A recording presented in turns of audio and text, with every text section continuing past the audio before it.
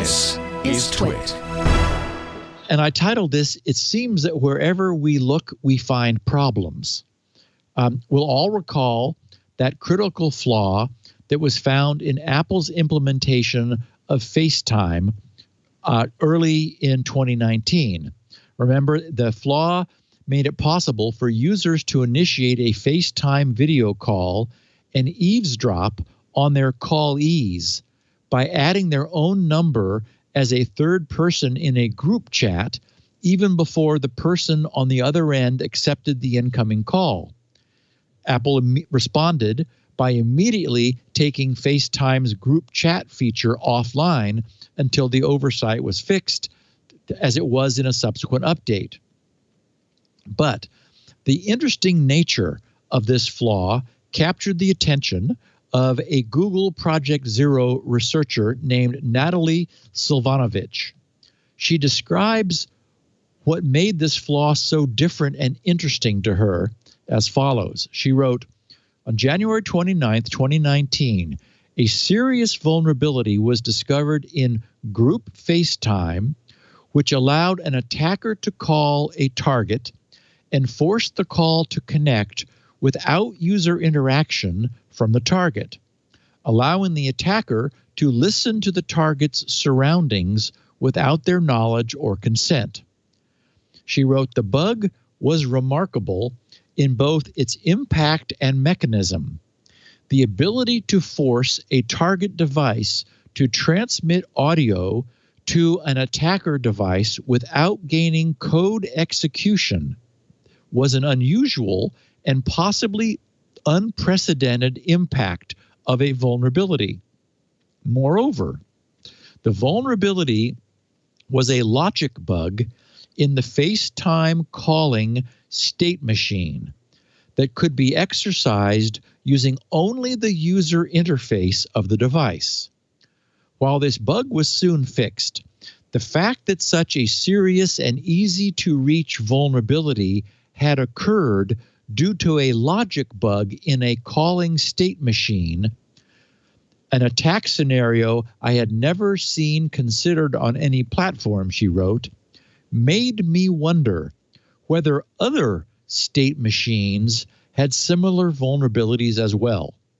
This post describes my investigation into calling state machines for a number of messaging platforms, including Signal, GeoChat, Mocha, Google Duo, and Facebook Messenger.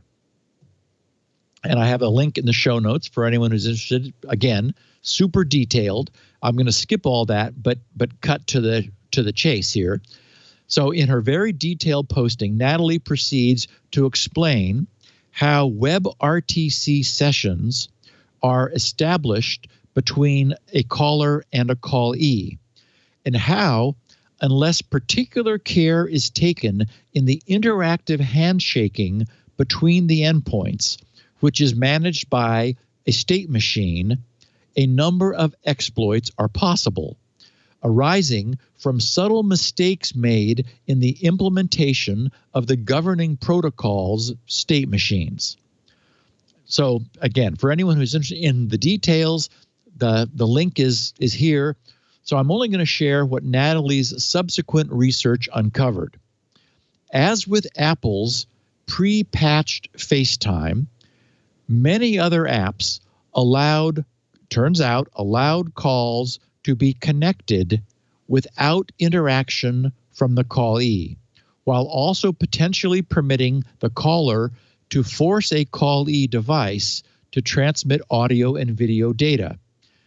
And as I noted, the common root cause were logic bugs within the signaling state machines, which Natalie described as a, quote, concerning and under-investigated attack surface of video conferencing applications. So, 4 things she found. For Signal, this was fixed in September 2019, thanks to her analysis. An audio call flaw in Signal's Android app made it possible for the caller to hear the callee's surroundings due to the fact that the app didn't check if the device receiving the connect message from the callee was the caller device. Whoops. Number 2, both GeoChat, this was fixed in the last summer, July of 2020, and Mocha, fixed in August of 2020, adding candidates to the offers created by Reliance GeoChat and looks like Vitel's Mocha Android apps that allowed a caller to force the target device to send audio and video without a user's consent.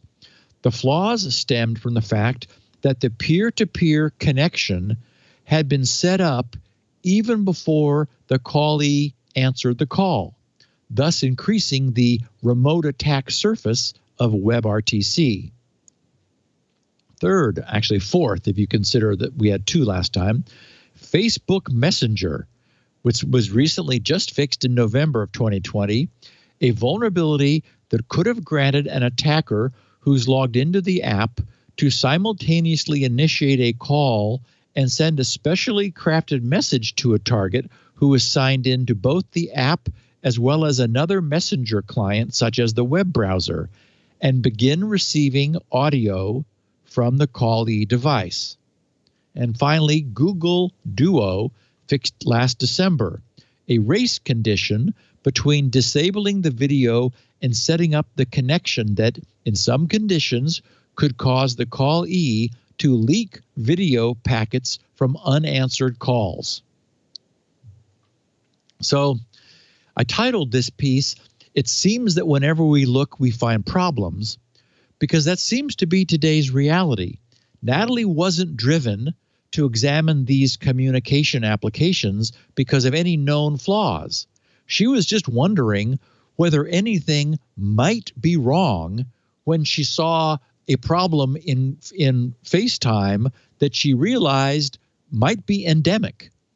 And she discovered, after looking, significant logical flaws behind many other apps' use, which could be leveraged for surreptitious surveillance. The complexity of today's apps is exploding, and the bar for what an app must do to competitively succeed keeps being raised. Those raising the bar are throwing together huge functional blocks of code without a deep understanding, which is required to consider or even be aware of the security and edge case use implications created by these massive conglomerations. Need real-time audio and video chat? No problem. Just drop in and hook up a WebRTC library. Wave at the camera. Can you see yourself on the other end? Yes? Great. We're done. Ship it. And of course, when one app does this, those competing with that app are forced to follow suit because reviewers never see the logic flaws that interested Natalie.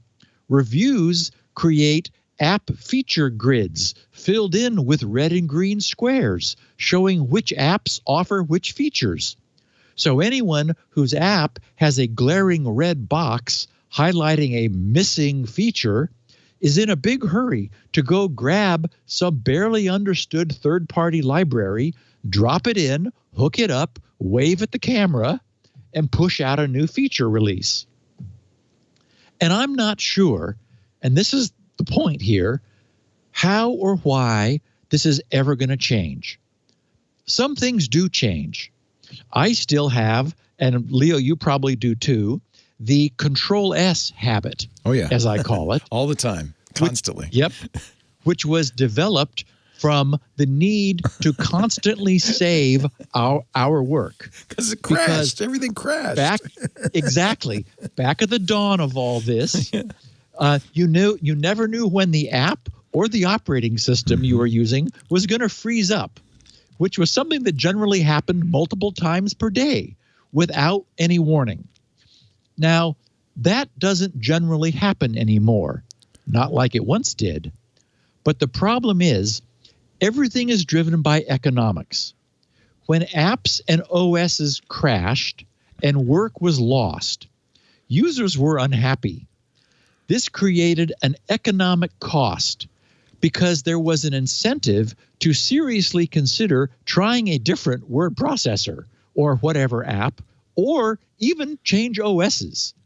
Consequently, apps and OSs no longer crash like they once did. But not one of the users of these audio and video conferencing apps were ever inconvenienced by the logical flaws in their internal state machines which enabled eavesdropping on them. They might be annoyed if the app didn't offer the turn my face into an elf option. So of course, every app needs to offer that. Or suffer the red grid cell. So I think we're in trouble because users and reviewers do not and cannot perceive security flaws. They only see features. IoT devices pay no economic toll for using a TCP/IP stack that's riddled with critical flaws, nor for not providing any aftermarket means for updating them. Doing so would be expensive, but no rational product designer in China is going to invest in anything that doesn't provide an economic advantage. So I see three possibilities. Back in the early days of electrical household appliances, which were playing with dangerous voltages and currents, someone needed to establish a standard for things like the thickness of insulation and the presence of a grounded plug to minimize shock hazard in the event of an internal failure. As with today's computer security, consumers were unable to evaluate the safety or lack thereof that had been designed into their toasters and their vacuum cleaners. Consequently, there was no economic benefit associated with adding manufacturing cost to make appliances more safe. Insulation costs money. A grounded 3-wire cord is more expensive than one with just 2 wires. Things were a mess until Underwriters Laboratories, with their UL seal of approval, became a household term. Now consumers could look for a UL seal to assure them that some white lab-coated scientist had dropped the toaster they were considering purchasing into a tub of water to see what would happen. And if the toaster did the right thing, it would get the seal. And the similar looking but less expensive toasters next to it on the same shelf, but lacking the UL seal of approval, would go unsold. Since there was no way Mom was going to expose little Johnny and Susie to any dangerous appliances, the UL seal was soon effectively required, and all toasters had to invest in the additional manufacturing cost required to earn themselves the seal. And of course, later, the famous Consumer Reports served a similar role. Consumers who took one look under the hood of a car they were considering purchasing quickly realized that they were unable to evaluate what they saw, nor were they able to perform their own crash testing. So they needed to rely upon a neutral, highly reputable independent testing organization to help them choose. So perhaps something like Underwriters Laboratories or Consumer Reports will emerge. But the other inevitability, I think, is the heavy hand of government regulation. Seatbelts do save lives. Many people object to being told to buckle up, and no automaker wanted to put them in. There was no obvious economic benefit for doing so, and even a liability if the belt appeared to malfunction when it was needed. And automotive pollution automotive pollution standards fall under the same category. They're good for society collectively, though expensive for automakers and consumers individually. If given a choice, pollution standards would never have occurred voluntarily. The government needed to force it. Anyone who remembers what the air in Los Angeles once looked like, and yes, you were actually able to see the air in LA, or what Beijing looked like more recently, can appreciate that sometimes government regulation against short-term economic interest is required. SolarWinds has been a massive wake-up call to many of the world's government legislators, but it's inherently targeted, the attacks inherently targeted and affected large public and private organizations. More than anything, it demonstrates the level of malign intent and energy that is focused against the U.S. and other international organizations. I would not be surprised if we eventually discover that something similar has been going on with some subset of the hundreds of millions of U.S. consumer networks that are increasingly hosting IoT devices with unknown security flaws. It may be the wake-up call we need to get serious about the security of our devices, because I don't know what else will do it. You know, I've got those $5 GoV plugs, and they work great. But, you know, there's no way I'm fooling myself that there's anything secure about them. You know, it's getting a turn on, turn off signal from China twice a day. And as a consequence, it is well isolated on its own network. But, you know, I and some subset of the listeners of this podcast are probably the only people doing that today. Maybe we're being overcautious, but boy, you know, I would not want my internal home network exposed to IoT things that are reaching back to, I'm sure, well-meaning Chinese companies and their servers, because there's no telling what they're able to do. So anyway, I don't know how we fix this problem that security is not something you can perceive. It is a feature only. It's a feature that goes unappreciated by consumers, and it is arguably expensive to create. Look at all of the work that Apple and Google go into, and we'll be talking about that in a moment, to enhance the security of their platforms. It's you know, saying that they have it is a massive selling point, and you know, all of the IoT devices say, oh, you know, this or that security, but then we learn that the networking stacks they're all based on are buggy as hell. So it's a mess, Leo. Yeah.